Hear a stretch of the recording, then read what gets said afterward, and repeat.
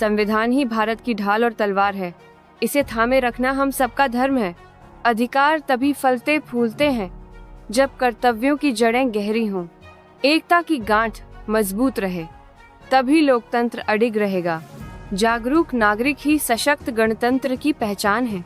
जी हाँ, बहरहाल जरूरत है हम सबको उन क्रांतिकारियों को नमन करने की जिन्होंने भारत निर्माण में अपना विशेष योगदान दिया और सब कुछ न्योछावर कर दिया।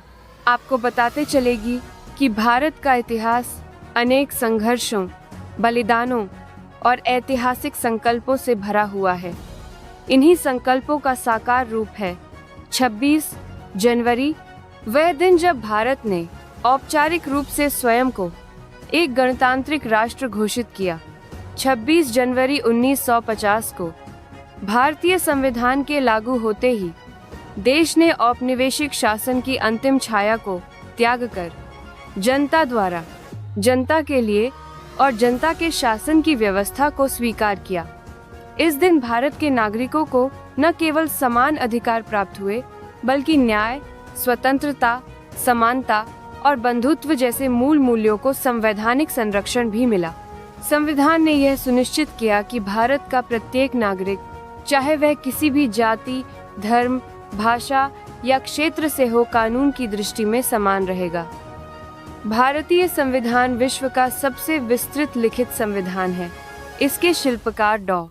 भीमराव अंबेडकर के नेतृत्व में संविधान निर्माताओं ने देश की विविधताओं को ध्यान में रखते हुए ऐसा ढांचा तैयार किया जो समय के साथ स्वयं को मजबूत करता रहे। यह संविधान केवल शासन की नियमावली नहीं, बल्कि सामाजिक न्याय और समावेशी विकास का मार्गदर्शक है। गणतंत्र दिवस का केंद्रीय समारोह राजधानी नई दिल्ली के कर्तव्य पथ पर आयोजित होता है।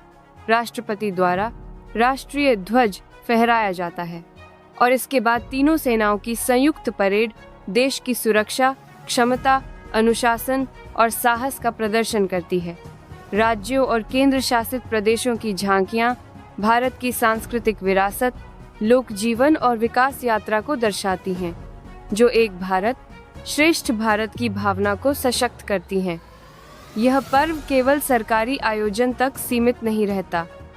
देश के हर कोने में विद्यालयों, महाविद्यालयों, पंचायतों और संस्थानों में ध्वजारोहण, सांस्कृतिक कार्यक्रम और देशभक्ति गीतों के माध्यम से राष्ट्र के प्रति समर्पण व्यक्त किया जाता है।